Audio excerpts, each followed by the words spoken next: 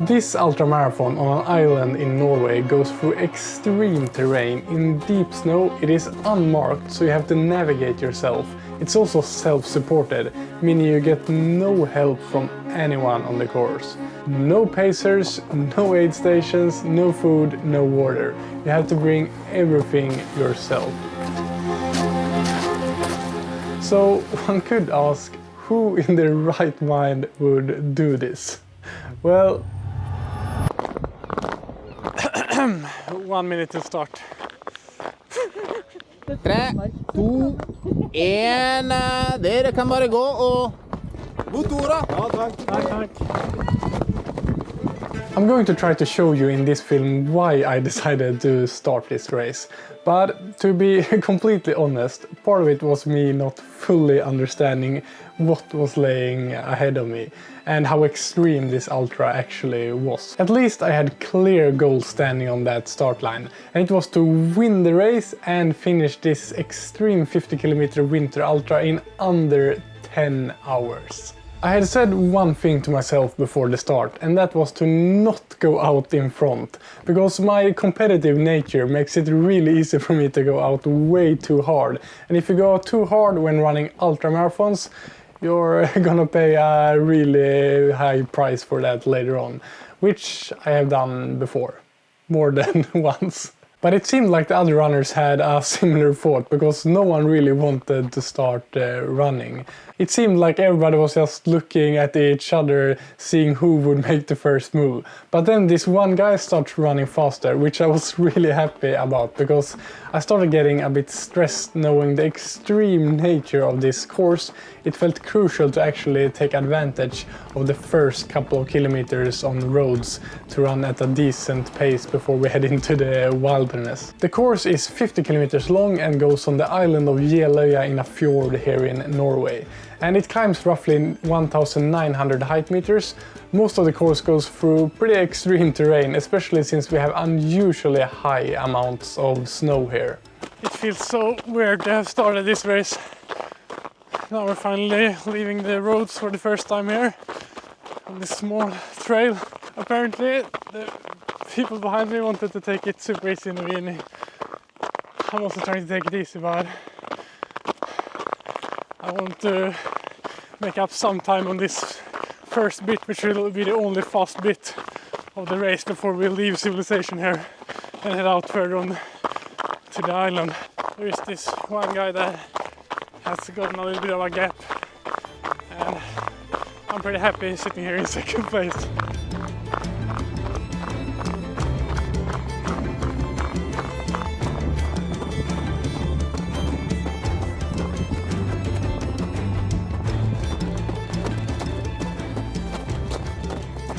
The guy that was in the leading position took a wrong turn and had to turn back a bit, and suddenly I found myself in the lead of the race. You can see me checking my watch a lot here, and it is to navigate. With this race being unmarked, the navigation is a crucial part of it.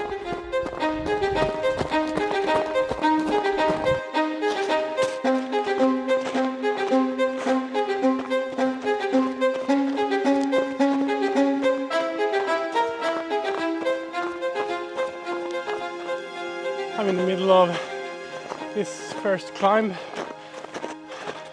so I'm currently completely alone. I let that other guy go a bit. I must admit that it was a bit hard to see that other guy get ahead again, but I was determined to stick to my tactic and start off easy. Two things that I have learned are so important in ultra racing are pacing and nutrition. And it is so hard to get these things right, because the first couple of hours you will feel fine, and then it's so easy to push hard and forget to start taking in energy and water.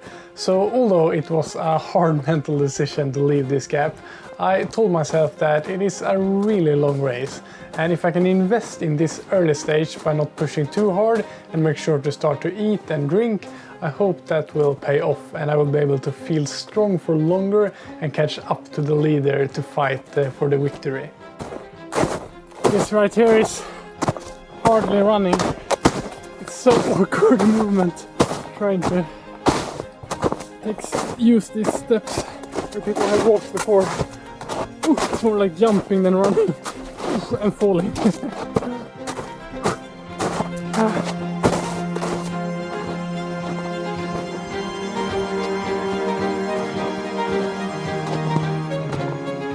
Oh, nice, it was a rope, but it was buried under the snow.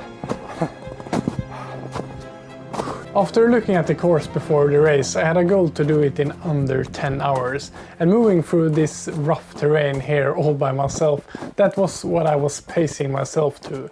But this morning I have started to doubt that it was going to be possible to do it under 10 hours. Because 12 hours before we started our race, a 100-kilometer race started that was going to do 2 laps on the same course. And when I was getting ready for my race, I checked my phone to see how they were doing. And I was a bit shocked to see that after being out on the course for 12 hours, they hadn't even ran 30 kilometers yet. So I was going to have to run twice as fast as them to get under 10 hours. But it was for sure a big advantage that they had been running before us during the night, because of the tracks they created in the snow. So thanks a lot to those heroes who fought out there in the night with no tracks. I later found out that all of the participants in that race quit the race after the first 50-kilometer lap, and it took them over 21 hours. Heavy terrain. Heavy terrain. Then I'm wondering what we just went through was if this is where the heavy terrain starts. I think this is like some sort of marsh in the summertime.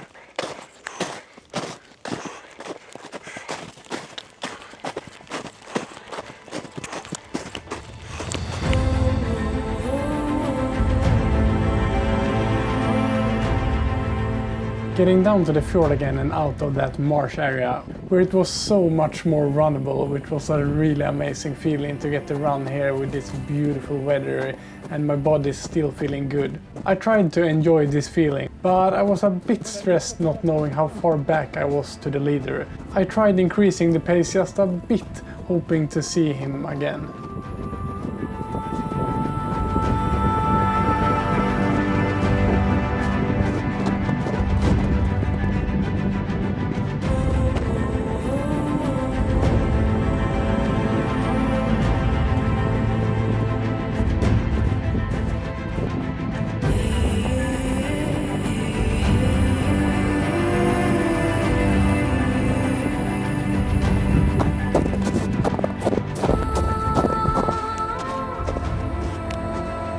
Leaving the fjord again, climbing again. Yeah, you can see that. I don't have to tell you that. You can see that on my face that I'm climbing. Just before I left the shoreline, I saw that guy in the green jacket who is in the leading position, and I think he's about 3 minutes ahead of me, which sounds like much, or can sound like much, and stresses me out a bit, but 3 minutes is nothing when you're going to be out for at least 10 hours, I think. So still trying to play it safe, and play it safe. You can see I'm already struggling, but yeah, time to focus to keep momentum up this hill. This is where the race starts, when your legs already start to feel tired and you gotta find a good pace. Look, a track that's actually runnable. This is nice. Here's some hikers have been before, which makes it a lot easier to run here for sure. Just after that more runnable trail, we head directly into another really tough part with deep snow. And after enjoying the first couple of hours of this race, at this point I was starting to feel a bit down, and feeling that this awkward snow running / walking was tiring me out already this early in the race, and that I was moving so slow. I thought to myself that I was probably losing a lot of time on the leader of the race, but just as my negative thoughts were starting to spiral, I saw something that really lifted my spirits. I saw that green jacket of the guy who was in the lead, and all of a sudden my motivation and energy seemed to return in a second. I'm actually in the lead of the race. I don't know how that happened. I've got a bit of a gap in the downhill there. Now I need to not get over eager, because it's a long way to go.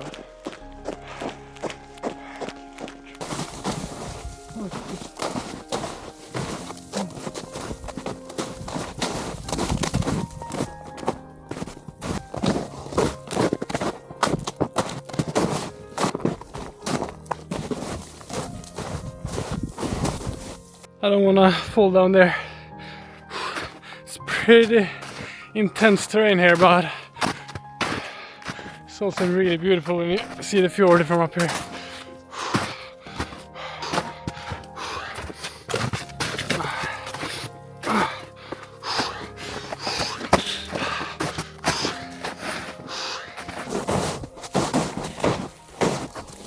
Ooh, my hamstring. Cramping up. Gotta ease off the pace a bit maybe.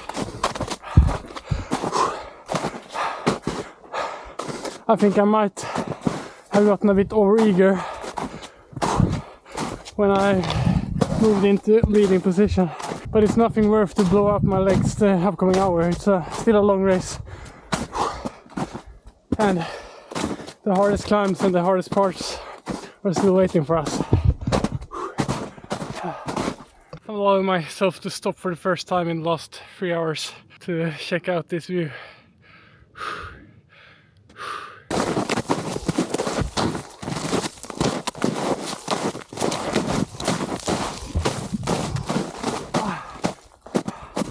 Down by the fjord again.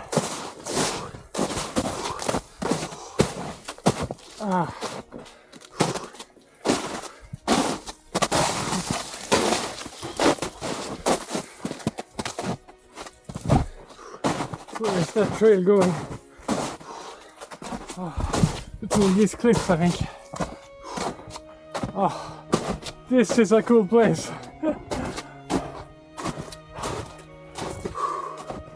It was a nice feeling knowing that I was in the lead and pushing through this magical landscape at the north tip of the island.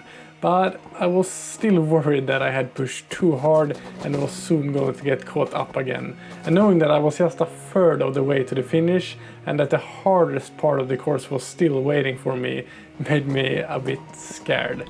But I tried my best to actually enjoy the moment, embrace the adventure and the challenge ahead of me. I'm approaching the tip of this island. This morning I had a goal in my head to get to this point feeling good still, and to say that I feel good might be stretching it a bit, but I'm feeling okay still, and I'm in the lead of the race.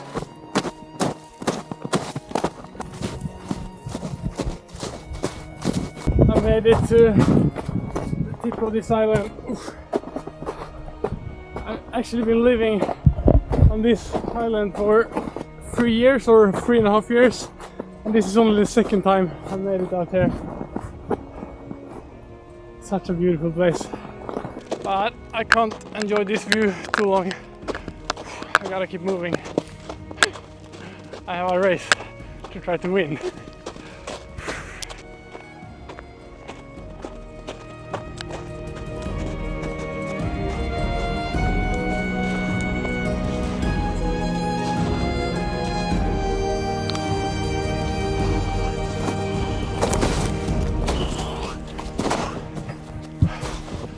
It's been this really long stretch along this power line here with super deep snow. I'm happy for these tracks, for the people who has ran here the longer distance and has passed here already. But this really takes a toll on your body. It's like doing this like deep lunges every single step here. Oh. And it's tough now.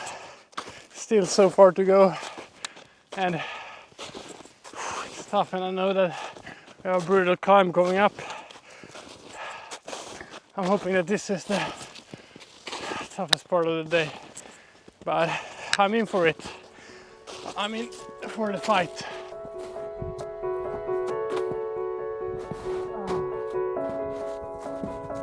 Every time I hit one of these sections with super deep snow where I was barely moving forwards, it was not only super tough physically, it was also a real challenge in my mind, because the hours I spent jumping between the steps in deep snow was not that fun. But stuck with one of my feet deep down in the snow, I thought that there are two ways I can look at this race. Either I can be really frustrated and angry and focus on all the extremely tough parts where it's hard and painful, or I can be extremely grateful and happy to all the parts where it was actually runnable and was really fun to run. When I run ultras, it has become so clear to me how powerful our minds and thoughts can be. They can really bring you down, or they can make you accomplish things that you once thought was impossible.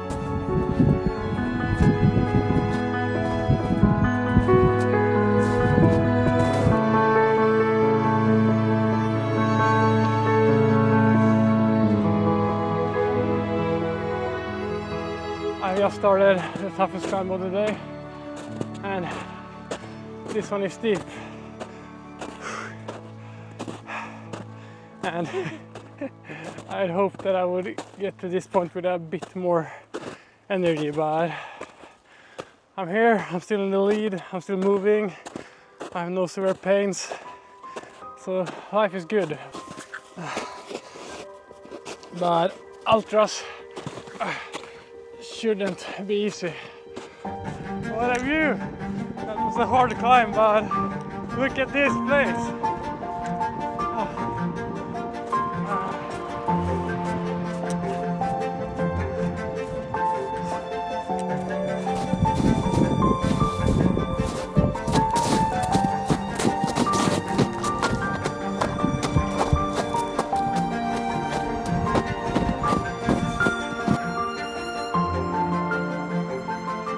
Starting to get dark, and I've been in a bit of a dark place the last 2 hours or so. Almost fell down, or I fell down. It still feels so long to go, and that last part with this really deep snow was just brutal. And now I have eaten all my energy bars and all my fluids, all my energy drinks, so I'm empty.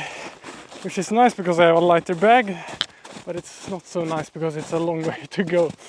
But there's a grocery store in about 10 kilometers from here, so I can just make it there. I can refill with some energy there. And it's nice being in the lead, but it's also stressful because I have no idea how big my lead is, so any moment someone can catch up with me, and yeah, let's not hope that. Let's just keep a decent pace and let those people behind me work hard if they're going to catch me.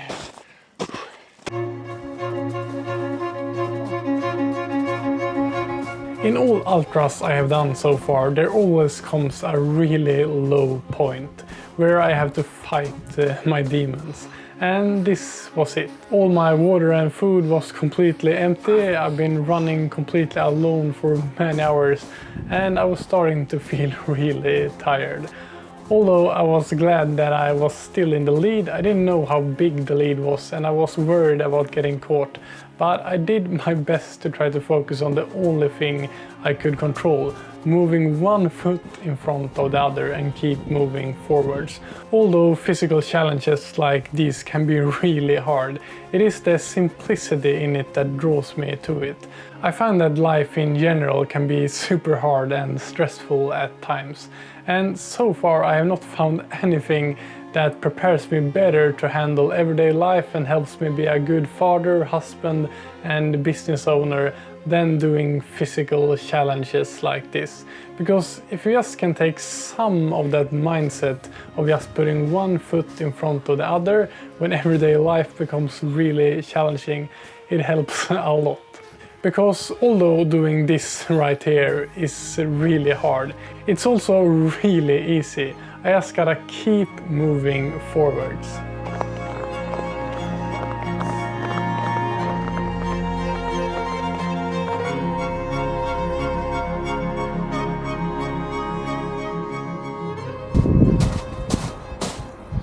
It's getting dark, so time to find my headlamp. The place I'm heading into now is called the Circle of Death for some reason. Apparently we're going to run steep down the edge, down to the ocean, down to the fjord, and then climb up. I need to make sure I navigate correctly here. Yeah, that seems about right.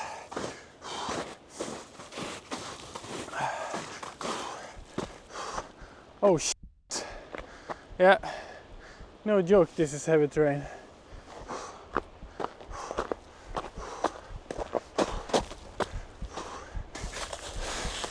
It's frightening seeing the ocean all the way down there. Oh.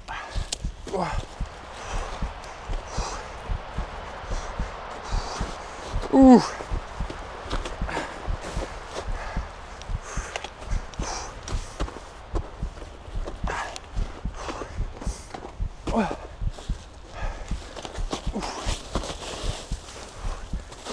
Yeah, I'm on the route.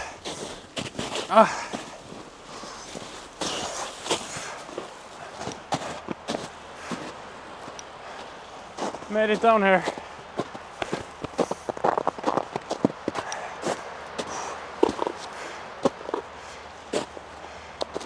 Whew.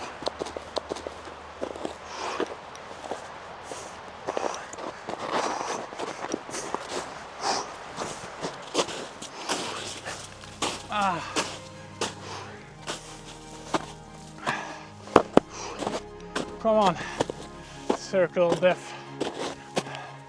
You got nothing on me. Nice. I made it up again.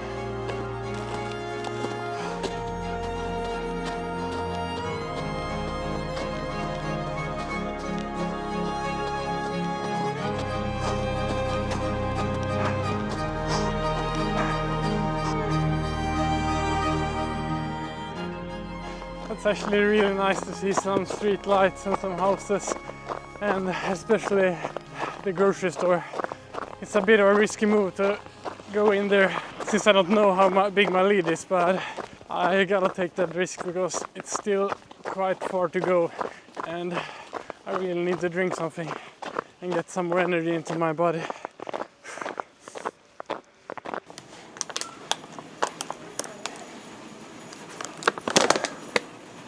That was really nice to get some energy, but now I hope no one has passed me when I was in the grocery store.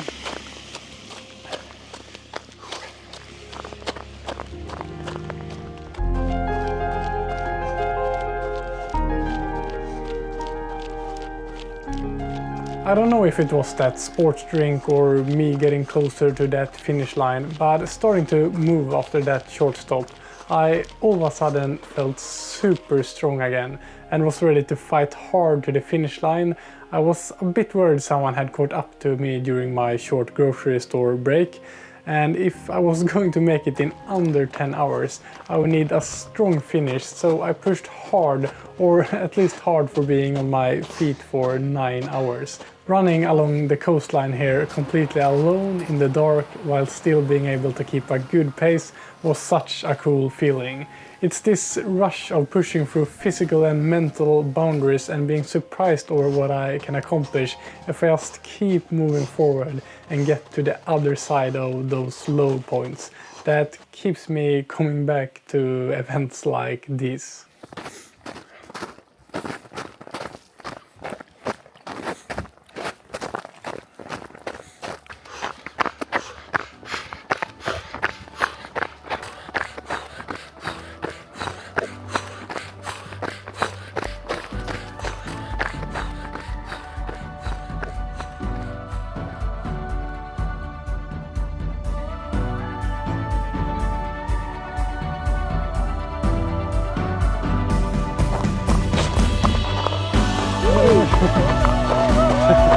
Gratulerer! Tack så mycket. Den statyn har jag saknat.